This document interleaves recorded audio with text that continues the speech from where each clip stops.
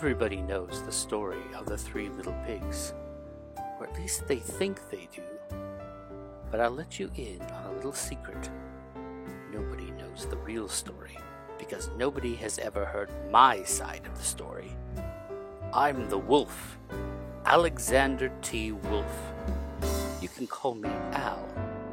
I don't know how this whole big bad wolf thing got started, but it's all wrong.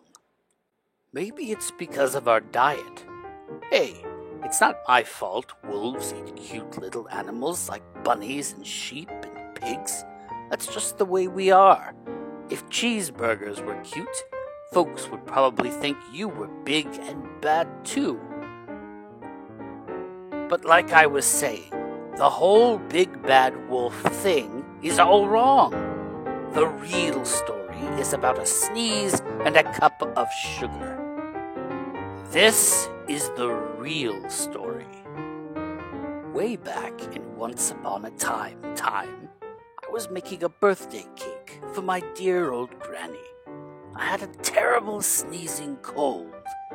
I ran out of sugar. So I walked down the street to ask my neighbor for a cup of sugar. Now, this neighbor was a pig, and he wasn't too bright either. He had built his whole house out of straw. Can you believe it? I mean, who in his right mind would build a house of straw? So, of course, the minute I knocked on the door, it fell right in. I didn't want to just walk into someone else's house, so I called, little pig, are you in?" No answer. I was just about to go home without the cup of sugar for my dear old granny's birthday cake. That's when my nose started to itch. I felt a sneeze coming on. Well, I huffed and I snuffed. Ahoo! And I sneezed a great sneeze. And you know what? That whole darn straw house fell down. And right in the middle of the pile of straw was the first little pig, dead as a doornail. He had been home the whole time. It seemed like a shame to leave a perfectly good ham dinner lying there in the straw, so I ate it up. Think of it as a big cheeseburger just lying there. I was feeling a little better, but I still didn't have my cup of sugar, so I went to the next neighbor's house. This neighbor was the first little pig's brother. He was a little smarter, but not much. He had built his house of sticks. I rang the bell on the stick house. Nobody answered.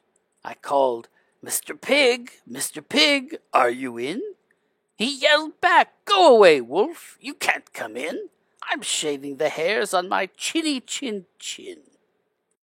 Just grabbed the doorknob when I felt another sneeze coming on. I huffed and I snuffed and I tried to cover my mouth, but I sneezed a great sneeze. Achoo! You're not going to believe it, but this guy's house fell down just like his brother's. When the dust cleared, there was the second little pig, dead as a doornail, wolf's honor. Now you know food will spoil if you just leave it out in the open. So I did the only thing there was to do. I had dinner again. Think of it as a second helping. I was getting awfully full, but my cold was feeling a little better. And I still didn't have that cup of sugar for my dear old granny's birthday cake. So I went to the next house. This guy was the first and second little pig's brother. He must have been the brains of the family. He had built his house of bricks. I knocked on the brick house. No answer. I called, Mr. Pig, are you in?" And do you know what that rude little porker answered? "Get out of here, wolf. Don't bother me again." Talk about impolite. He probably had a whole sack full of sugar. And he wouldn't give me even one little cup for my dear sweet old granny's birthday cake. What a pig! I was just about to go home and maybe make a nice birthday card instead of a cake when I felt my cold coming on. I huffed and I snuffed and I sneezed once again. Then the third little pig yelled, "And your old granny can sit on a pin." Now, I'm usually a pretty calm fellow, but when somebody talks about my granny like that, I go a little crazy.